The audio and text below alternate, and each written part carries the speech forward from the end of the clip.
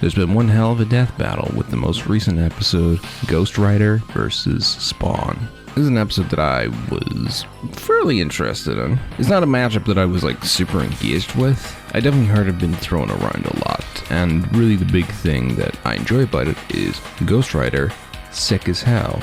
I like Ghost Rider. I have no real connection to Spawn. And to be fair, for neither of them, I haven't read really any comics because I'm not the biggest comic reader. I have not read a ton of them, especially not even Ghost Rider. Whenever I played Midnight Suns, the Marvel game, I did read a couple comics of Runaways and all new Ghost Rider until they changed the artist and also give Robbie that bum-ass haircut. But that's Robbie Reyes, not Johnny Blaze, so didn't really fit here. Hell, Robbie doesn't even have the same Spirit of Vengeance, I'm pretty sure. I think it's a different one. He calls it Sparky, and I don't think that's Zarathos. Spawn, on the other hand, even less so. Spawn kind of just existed in the kind of periphery, so all I've really seen him in is Soul Calibur, and more notably, I did play Mortal Kombat 11 a lot, so Spawn showed up fairly frequently. Someone even played him at the one time I got featured at my local tournament. And I did see a couple episodes of the 90s HBO animated series. So I have the beginning of Spawn, but really that's about it. But what do I think about the episode? This episode was rad as fuck. So rad, in fact, that it got age restricted and they had to censor it. Just the idea was cool, and honestly, whenever we saw a clip of the fight, or from the little trailer they showed, I was a little we're gonna be somewhat limited by these sprites. Turns out, not as much as I thought. There's still some goofiness, but I'll get to that when we discuss the fight. But overall, I thoroughly enjoyed the episode. So let's talk about it. With the first combatant, Ghost Rider. So we've covered Ghost Rider before on the show. He was on a previous episode where he fought DC's Lobo. This didn't really go into the same detail, went into, I guess, different amounts of detail just because it had to. And they could kind of skim over some of the BS Ghost Rider parts because, they covered him before. So you can kind of be you got tricked by Mephisto, is not Ghost Rider. We need to delve into more stuff with higher level abilities or just strength that he has. Especially since he probably gained some stuff in the years since. Which Ghost Rider vs. Lobo was 5.5 years ago. So, there's definitely been some stuff that happened in the comics for Ghost Rider since. I don't know if he was King of Hell at the time or that happened in the interim of that 5 years, but there's at least one thing they didn't. I think, actually, no, they did mention it. They just didn't go into it because it wasn't the most necessary for defeating Lobo, I don't think. Lobo did not have the equipment to deal with Ghost Rider, and Ghost Rider could just eat his soul. Here, though, it definitely went into other stuff. It also brought up other Ghost Riders, which was interesting, even though we were focusing on Johnny. I do think the other Ghost Riders were other ones that were host to Zarathos, so the power can be somewhat equalized. Though that does bring up the question as how did Zarathos possess two Ghost Riders at once for that one scene they brought up where Johnny and Danny were doing a pen and stare at each other. So presumably there's other unknown, or at least ones they didn't bring up, Spirit of Vengeances that are, I guess, lesser than Zarathos. Because at the very least the one Robbie has is different. Definitely led into the more higher end stuff they didn't have. Mostly what it actually means that Zarathos is on par with Mephisto, who's on par with Galactus. And we did an entire episode about how Galactus is very, very strong. And of course he is. He's fucking Galactus. Maybe some new abilities, definitely ones we didn't see in the last one, because in the last episode he was mostly just channeling fire, whereas this time he also used some other weapons and has his new Damnation Stare, which is probably new. Yeah, I think that was a part of his King of Hell iteration. I mean, all in all though, Ghost Rider's cool as fuck. One thing they didn't bring, but I remember seeing, and I think they use a panel during the runtime. There's a moment where he's, I guess during his King of Hell, where he turns his motorcycle into a giant hammer to fight Thor in hell. Sick as hell. But how does his opponent compare to that? Spawn. So like I said, I'm very unfamiliar with Spawn. I know the basic gist of stuff he's done, and other weird things like the whole Angela situation, just because it's kind of funny. But also other weird things about the Spawn series. Notably how Topic Frown's kind of a salty bitch. That one panel where Spawn's oh, look at all these souls trapped. And they're very clearly a bunch of DC and Marvel characters. It's they're not free like me, the independent comic book Spawn. All the other stuff that happened later in his story. really they shot straight to the end of his because, you need the high-end stuff where he became on par with God and then fought God and see it and destroyed and then recreated the universe. I think a part of the fact that he's just like he's the coolest guy from my independent comic book, so he just kind of does everything, but in an edgy way, because he's like, he can have every superpower, but it's powered by sin, and also he shoots a gun. Yeah, I don't have a ton to say, mostly because I'm very unfamiliar with Spawn. He definitely has some neat stuff, but a lot of the stuff that brought up is like, and maybe it's because I didn't really exist in the 90s. The 90s ended, I was 3 years old, and I don't really remember anything about my life from before I was 4 years old. So that entire era doesn't really work for me. So he's edgy beyond belief, and it just doesn't appeal to me in the same way as something like Ghost Rider does, where he's just like a rad fucking skeleton on a motorcycle that's on fire. Like here, when they bring up Letha, the cloak is red because it's made from the apple of Eden. That's stupid. I think that's dumb. That sounds really dumb to me. And speaking of dumb, they point out that Spawn himself kind of stupid, because he exists kind of to follow orders, which is why he became Spawn, and then managed to kill himself with the unexistent spear, but then managed to re-exist himself somehow. It's ridiculous. He's lucky he's voiced by Keith David, because that makes him much cooler. I did play him a little bit in MK11 because he's extremely simple, and he does like a bajillion damage compared to everyone else. That's all I gotta say on Spawn, I guess. So now on to the fight, and we gotta go over the little things first, the voices. So Ghost Rider in this fight is played by Stephen Kelly, who notably is reprising his role as Ghost Rider from Ghost Rider vs. Lobo, and he still does a very good job. Though he also did some other characters in Death Metal history, including Gamabunta in Roshi vs. Jiraiya, Dracula in Ganondorf vs. Dracula, Obi-Wan Kenobi in Obi-Wan vs. Kakashi, Doctor Doom in Doctor Doom vs. Lex Luthor, and James Bond in James Bond vs. John Wick. He does a bunch of video games and indie animation. The most notable one I see on his IMDb that interests me at the very least is he was the dub voice of Ultraman in Shin Ultraman, which is really cool.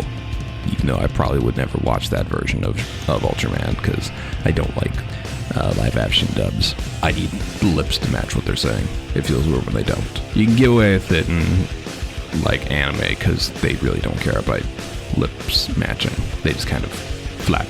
But yeah, as Ghost Rider, I think he does a sick job. Really enjoy it. Spawn is portrayed by Ray Hurd, who this is his death battle debut, and he does a really good job. He does a really solid impression of Keith David's version of Spawn. As for the things he's done, he seems to have been in a lot of anime and such. He is the dub voice for Kizaru in One Piece, was the voice of Raijin in Smite, the dub voice of Toppo in Dragon Ball, also Azuma in Fairy Tail, and a bunch of other animes that I haven't seen. Both, I think, do really good jobs, and I really enjoy them in this fight. Now, the music. So the track for this episode is Hell's Angels by Brandon Yates featuring Tyson Yen. Now, Tyson Yen is a very notable feature on this, as he most famously was the vocalist on the songs The Only Thing I Know For Real and The Hot Wind Blowing from Metal Gear Rising: Revengeance, which are super sick. The Hot Wind Blowing actually might be one of the best songs on that playlist. And that bleeds into this song here, because this song also kicks ass. Especially compared to last week, we were expecting a big metal rock anthem, and then this week we got one. It feels great, especially because this time makes sense and is deserved, as opposed to last week where what we got made sense. So now we get to the animation of the fight. This ended up being way cooler than I was expecting from bits we saw in the preview. Mostly just due to the sprites that we got. For instance, the Ghost Rider sprite is more or less exactly the same as the one that we used 5 years ago for Ghost Rider vs. Lobo, but they probably updated their ability to use that sprite and sprites like it. They both look great. Clearly, Spawn looks a lot better from the last time he was on the show, which was almost 14 years ago. So they definitely improved since then. So much cool stuff happened in the fight. Like, just going through it, just like they did the Akira slide, super sick.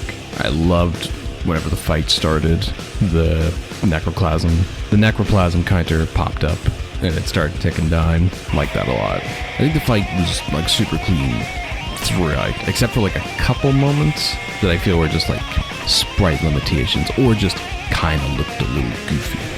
For instance, whenever the damnation stare is used and he gets sent to hell, and, you know, the counter pops up as infinite, sick as hell. But then Spawn reaches his big arm out and slams on the church. Looks a little silly just because of how the sprite is to me. And then we get the part that got the video age restricted, even though it was a sick reference when Spawn brings Ghost Rider to hell. So he says, "Welcome to hell, motherfucker," which is a reference to Tales from the Hood 2, where Keith David says that, which they actually show later in the episode. They show that clip. The video got age restricted, so they cut that part out, which means there's now just a weird cut there between him getting pulled to hell and then him like bursting off of Spawn. Yeah, it was super cool when he took over the truck. A part that seemed to directly affect me, like they did it for me, and I really liked it, was whenever he turned into the big Zarathos, he hit him with the chin. He said, "Get over here." That hit me in my heart. I really appreciated that. Fucking love Ghost Rider. I fucking love Scorpion. And then we go into another sick part, but it also is probably the other like part that I think is a little goofy looking. Well, it's because I didn't realize it until the clash. So whenever Spawn like becomes Divine Spawn, he's like, his area is heaven and Ghost Rider's is hell, and then they clash in the middle. I didn't realize that they had a big size differential. I thought Spawn was just far away. But no, they clashed and there's just a little teeny Spawn. And it looked a little silly to me. That whole sequence was sick though, because whoever was in control of the fight, it shifted from heaven or hell. I really loved the part where fucking just a massive drop kick just launched him back into hell. It was so cool. Ghost Rider shoots the chains out, rips the wings off, and we get a near one-to-one recreation of the end of Ghost Rider vs. Lobo with the same line, and it was so dope. And then there was a beat, and I realized it didn't work, and I was so bummed. But then we got Spawn turning the Pennma stare back on Ghost Rider, and it was really cool. I loved the use of actual comic panels to show pretty much all of the things that are affecting Ghost Rider. It was so sick. The final line is like, it makes sense for Spawn, and it's very similar to what happened for Cole vs. Alex. I didn't enjoy it as much then. I don't really enjoy it now. I don't like when it's like, "I'm so cool, I call you asshole." I feel if he didn't say asshole at the end, I would think it's a lot cooler than it was. I don't doubt that Spawn would not say that. I think he would, but whatever. And there we have it. Spawn wins, which from the weeks leading up to it was seemingly the unpopular pick. People assumed Ghost Rider was going to win, and I personally wanted Ghost Rider to win just because I like him better. But also, from the things I heard and what Death Battle gave in this rundown, everyone was saying the same thing, which is pretty much Ghost Rider has the bigger number. His numbers are much bigger, but Spawn has more abilities. And really it's just like, do you expect the bigger number to be stronger or the vast amount of abilities to be better? And Death Battle leaned toward abilities this time. Am I salty? I don't care that much. I don't care about verdicts too much overall, especially whenever the thing that Ghost Rider has going for him being power is so incomprehensible that like I cannot tell you how that beats a resistance or not. But really it's just that Spawn has the ability to turn anything that Ghost Rider, any of Ghost Rider's unique abilities can be turned against him by Spawn's, essentially his own version of it. And as we saw in the panel they show, Ghost Rider is vulnerable to his own abilities, because Ghost Riders can and do fight each other. Overall, really liked it. Probably one of the best fights they've done since they got back. Especially this year, I definitely liked it more than Kratos vs. Asura, because that episode was very ambitious and didn't hit for a lot of people, but I very much enjoyed this one a lot. Will it be sad for next time, which is... I will obliterate your dreams.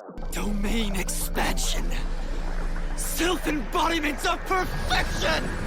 Shigaraki versus Mahito. My Hero Academia versus Jujutsu Kaisen. So I already brought this one up in the big rundown that I did. I have read all of My Hero Academia, and I've read at least all the parts of Jujutsu Kaisen that had Mahito in it. I'm not a huge fan of either of them. I will say Mahito is probably the stuff that he's in for Jujutsu Kaisen is probably the only interesting parts that I thought that series had going on, just because he was like doing something and affecting the character that's allegedly the protagonist. But he was also like real gross and a big asshole. Shigaraki, on the other hand, he's definitely positioned as the villain from the start, and he does stuff, but it's just like, he never is that compelling to me. Like, I read a lot of My Hero Academia. I don't remember when I started being caught up on it, but like, I was caught up on that manga for a large portion of its run. It was probably most compelling whenever he was positioned as the protagonist during that whole My Villain Academia part, but I don't feel super engaged by him. In terms of the fight, though, the way people are describing it is that you can't affect Mahito unless you can affect curses or spirits.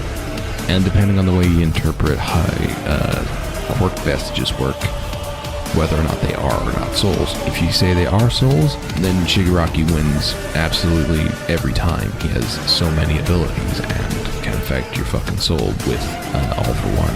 If not, the conversation probably changes a little bit. But we'll find out in like 4 weeks. Until then, see ya.